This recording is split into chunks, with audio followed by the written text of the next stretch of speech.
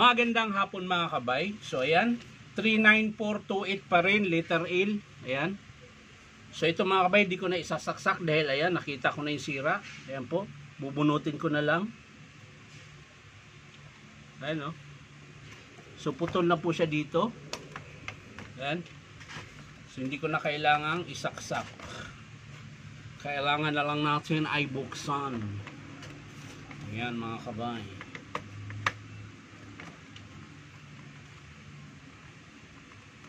Ayan.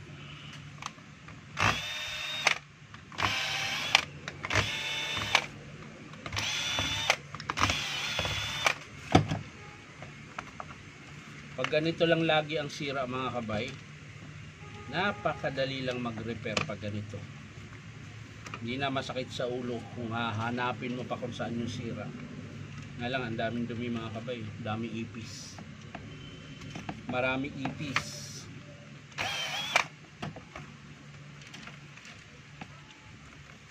So yan mga kabay, kakalasin lang natin yung naputol na cord.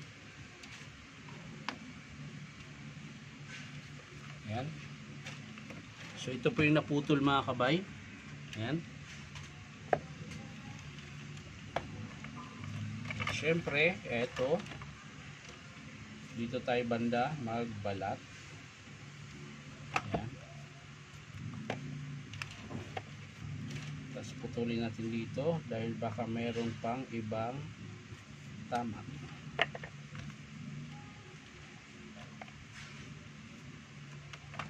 Yun, talas na ng pang balat ko ng ano mga kabay.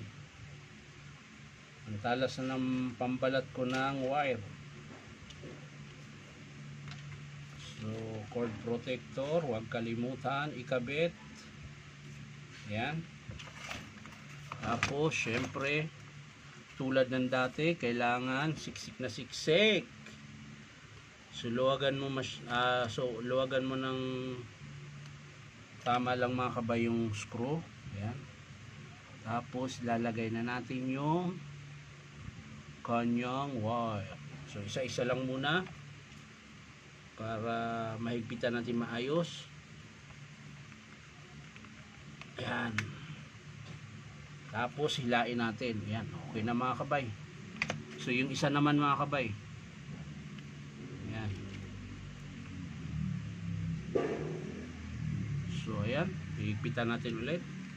So ayan mga kabay, sa mga gusto magpa-repair, punta lang po kayo dito sa 530 T. Alonso, Santa Cruz, Manila. Ayan.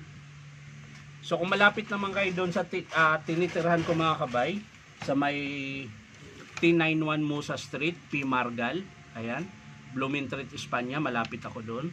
Pwede rin po kayo magpa-repair doon sa tinutuluyan ko na bahay, pero tuwing linggo lang po. Wala po akong pasok pag linggo. Pwede rin naman gabi mga kabay kung malapit kayo doon. Ayan.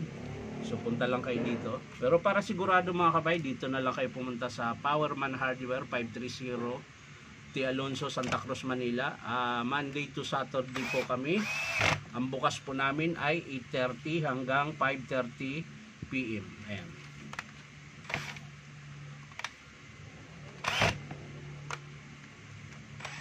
Sumala. Yun. Ayos na mga kabay. So, bago natin isara, titesting natin ulit. At baka may iba pa pong sira. At syempre, tataktak natin. Ayun, dami.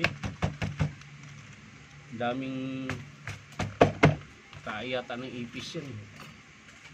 Yan.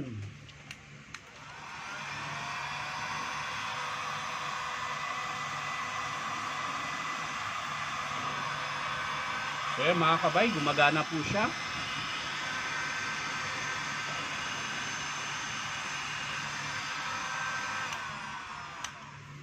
So wiring lang din po ang sira nyo mga kabay.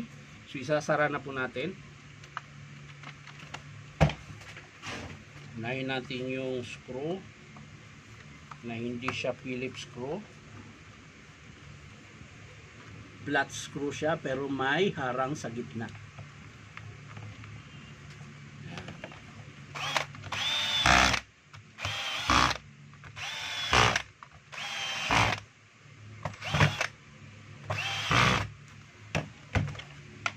Tapos syempre testing natin ulit.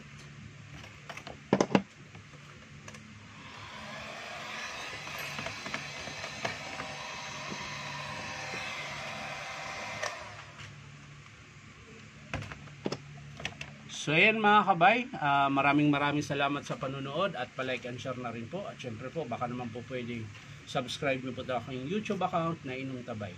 So maraming salamat ulit mga kabay. Bye-bye!